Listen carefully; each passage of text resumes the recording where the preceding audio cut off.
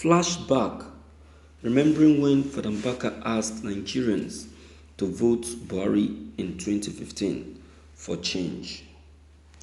Reverend Father Ejike Mbaka is a priest and a very well respected man of God from the Catholic Church.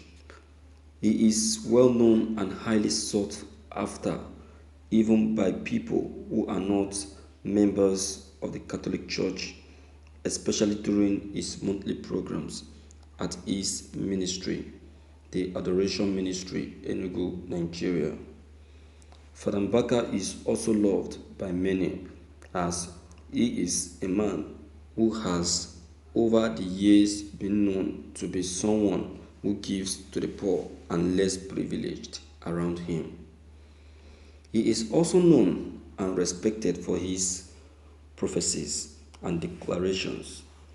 In January 2015, in the run-up to the presidential and general elections in Nigeria, Father Mbaka talked about the two leading candidates for the election as at then.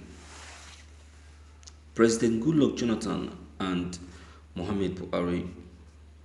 To the surprise of many, Father Mbaka had requested his members and Nigerians generally not to support or vote for the incumbent president then, Goodluck Ebele Jonathan, but they should rather vote for Muhammad Buhari so as to foster the much needed change for the nation then.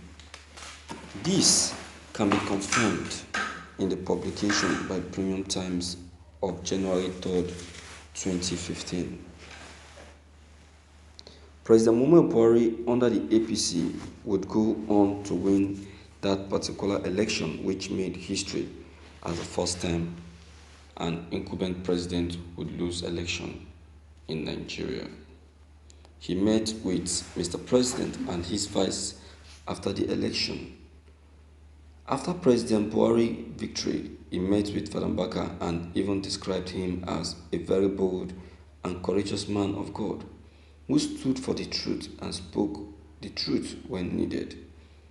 To watch that video on YouTube, you can always click on the subscription button and you get it.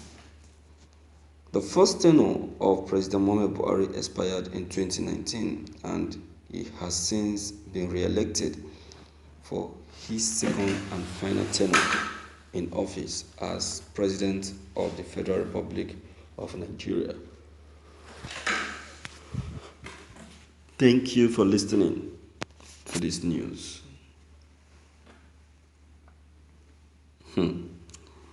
My viewers, see, I don't want it to look as if I am trying to be by the side of Reverend Father Ejike Mbaka. No, I am not. See, let me tell you something. The way God works is different from the way man works. The ways of God is different from the ways of man. When God says yes, believe you me, no man can ever say no. Yes, the prophecy might be true, but then it may now be that after the actualization of the prophecy, the person whom the prophecy actually favored now decided to start doing his own thing. See, sin, we have what is called sin, and this sin, in sin, we have what is called original sin. And this original sin is the sin that we came into the world with. Understand? We came into this world with the original sin. So coming to this world with original sin, we have been given the opportunity to be totally cleansed from this original sin through the virtue of baptism. So after the cleansing of this original sin, any other sin that is being committed is no longer a sin that we came with, but is rather a sin known as personal sin. So, what I'm driving at is that I'm trying to let you know that the prophecy has come to pass. Now, whatsoever sin that is committed is now a sin committed personally by the person, and no longer God himself, or no longer the prophet himself, because God has already done his own part by making sure that his will is the will of his Father is revealed, by making sure that the will of his Father is actualized, by making sure that what his Father has told him to do has been accomplished. Let me use another example for you. When Jesus was to die on the cross of Calvary, what did he do? He gave it all. He gave it all. He died on the cross not because he didn't have the power to save himself. Just a word from God will put an end to the life of all those soldiers that accompanied him to the cross and nailed him on the cross. But because he wants the will of the Father to come to pass, that is why he humbled himself and allowed all that happened to happen. So, despite all that Jesus Christ did for us as human, now, after the death of Jesus Christ on the cross, what are we now doing as the children that God Almighty died on the cross for?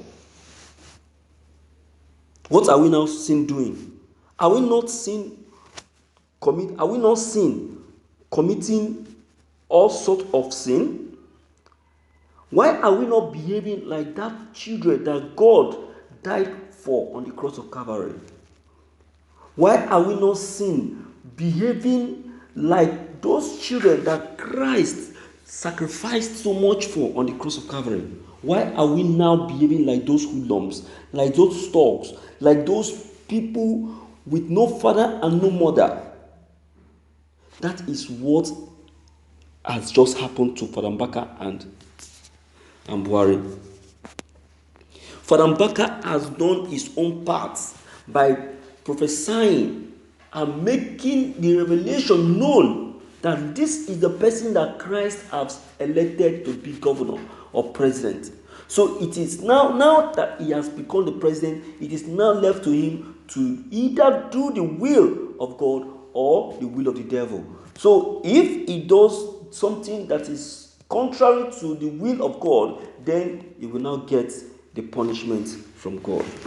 So no one should blame Father Mbaka for this. You understand? It is not his fault. Alright? So, my viewers, I don't really know what your comments concerning all that have just been said, but deem it fit to leave your comments below the comment box. Click on the subscription button as well as bell button to get updated whenever we upload any new videos. Thank you.